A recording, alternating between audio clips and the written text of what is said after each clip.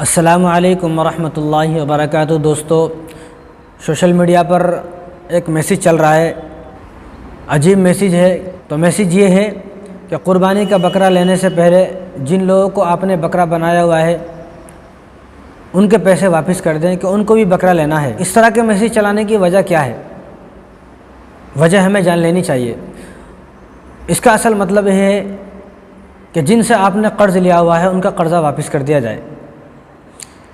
آج کل تو یہ دیکھا جاتا ہے کہ جو آدمی قرضہ لیتا ہے تو قرضہ لینے سے پہلے بڑا شریف بن جاتا ہے وہ آدمی، اور 70 تعویلیں بتاتا ہے اور اپنی اتنی پریشانیاں سامنے رکھتا ہے کہ آدمی مجبور ہو کر قرض دے دیتا ہے۔ ایک بار جب قرض دے دیا اور قرض لینے والے نے قرض لے لیا، ابھی آدمی غائب ہو گیا، ابھی آدمی ملتا نہیں ہے۔ قرض لینے کے بعد بھول جاتا ہے، غائب ہو جاتا ہے، ایسا چھپ جاتا ہے قرض لے کر کہ ڈھونڈنے سے بھی نظر نہیں آتا۔ تو قرض کے متعلق سمجھ لیں کہ رسول اللہ صلی اللہ علیہ وسلم کے زمانے میں جب آپ صلی اللہ علیہ وسلم کے پاس کوئی جنازہ آتا تو آپ صلی اللہ علیہ وسلم ہر جنازے کے متعلق یہ پوچھتے کہ اس کے اوپر کسی کا قرضہ تو نہیں ہے۔ اگر معلوم ہوتا حضور کو کہ اس کے اوپر قرضہ ہے تو حضور صلی اللہ علیہ وسلم اس کی نماز جنازہ نہیں پڑھاتے تھے۔ کیوں؟ کیونکہ اس کے اوپر قرضہ ہے، اور آپ فرماتے کہ یہ مقروض ہے، اس کی نماز جنازہ تم خود پڑھ لو، میں اس کی نماز جنازہ نہیں پڑھوں گا۔ اور حتیٰ کہ جو آدمی شہید ہے، شہید کی فضیلت یہ ہے کہ جو آدمی شہید ہوا اس کا خون زمین پر گرنے سے پہلے اللہ تبارک و تعالیٰ اس کی مغفرت فرما دیتے ہیں۔ کتنی بڑی فضیلت ہے۔ لیکن شہید کے بارے میں حضور نے ارشاد فرمایا کہ شہید کے سارے گناہ معاف ہیں، لیکن قرض جو ہے وہ شہید کا بھی معاف نہیں ہے۔ تو قرض کتنی بری چیز ہے۔ قرض سے تو آدمی پناہ مانگنی چاہیے۔ حضور نے ارشاد فرمایا قرض سے پناہ مانگو، قرض بہت بری بلا ہے۔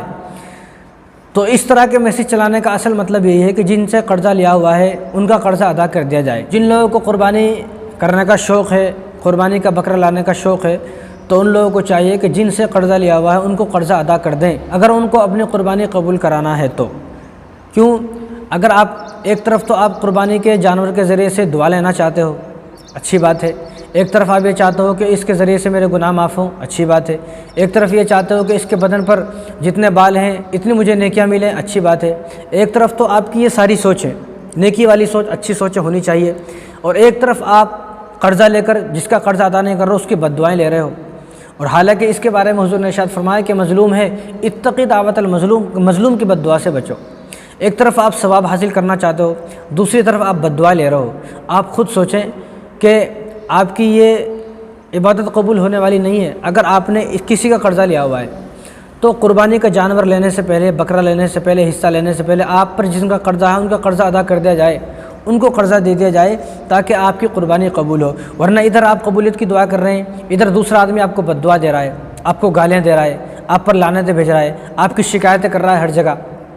تو ایسے معاشرے میں بہت سارے لوگ ہیں کہ جن پر قرضہ ہے، بڑے مالدار ہیں لوگ، ان کے پاس پیسے ہیں لیکن دینا نہیں چاہتے ہیں۔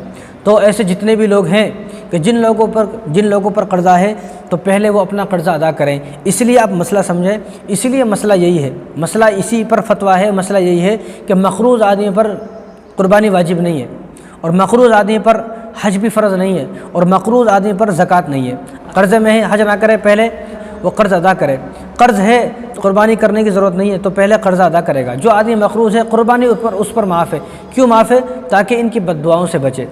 اگر ایسا ہوتا بھی قرضہ بھی ہے پھر بھی قربانی دو، ایسا نہیں ہے۔ مسئلہ یہ ہے کہ اگر کسی پر قرضہ ہے تو وہ پہلے قرضہ ادا کرے، قربانی نہ دے، قربانی اس کے لیے معاف ہے۔ تو جس عبادت کو اسلام نے صرف قرضے کی وجہ سے معاف فرما دیا، قربانی کتنی بڑی عبادت ہے، تو اس عبادت کو اسلام نے قرض کی وجہ سے معاف فرما دیا۔ قرض ہے تو آپ پر معاف ہے، پہلے قرضہ ادا کریں پھر قربانی کریں۔ معلوم یہ ہوا کہ پہلے آپ کو قرضہ ادا کرنا ہے۔ اگر آپ کے پاس پیسے ہوتے ہوئے بھی قرضہ ادا نہیں کر رہے ہو تو آپ کی قربانی ہرگز قبول نہیں ہوگی، ہرگز قبول نہیں ہوگی، کیونکہ یہ مظلوم ہے، اور مظلوم کے دل سے جو آہ نکلتی ہے، جو بد دعائیں نکلتی ہیں، وہ اللہ کے عرش سے فوراً ٹکراتی ہیں۔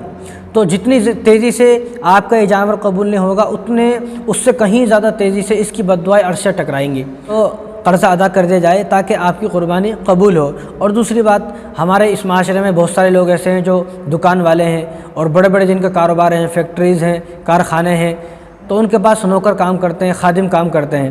تو اگر اسی طرح کسی نوکر کی، کسی خادم کی یا کسی بھی کام کرنے والے کی آپ نے تنخواہ روکی ہوئی ہے تو عید سے پہلے اس کی تنخواہ بھی دے دی جائے، کیونکہ وہ بھی قرضہ ہے۔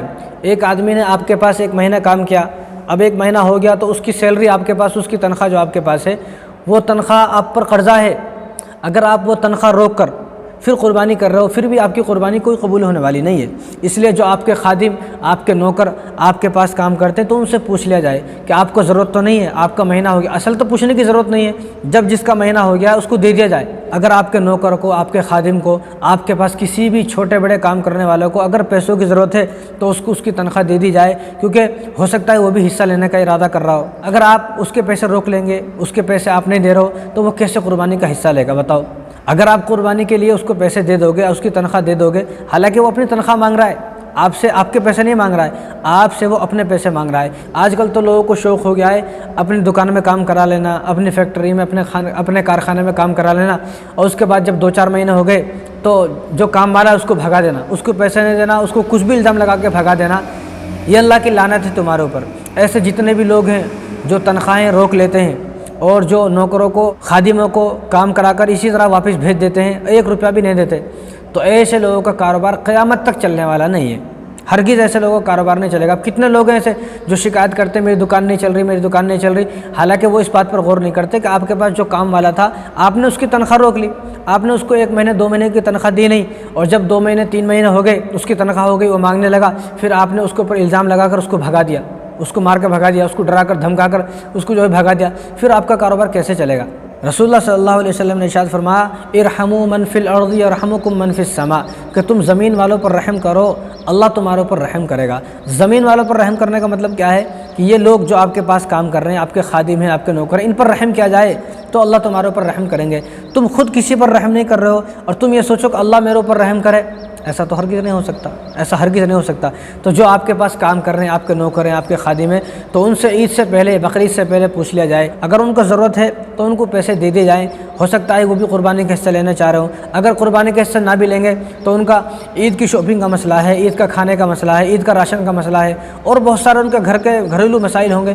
جتنے بھی لوگ ایسے ہیں کہ جن لوگوں نے قرضہ لیا ہوا ہے وہ قرضہ ادا کر دیں، اور جتنے بھی لوگ ایسے ہیں کہ جنہوں نے اپنے خادموں کی، اپنے نوکروں کی تنخواہ روکی ہوئی ہے تو وہ ادا کر دیں۔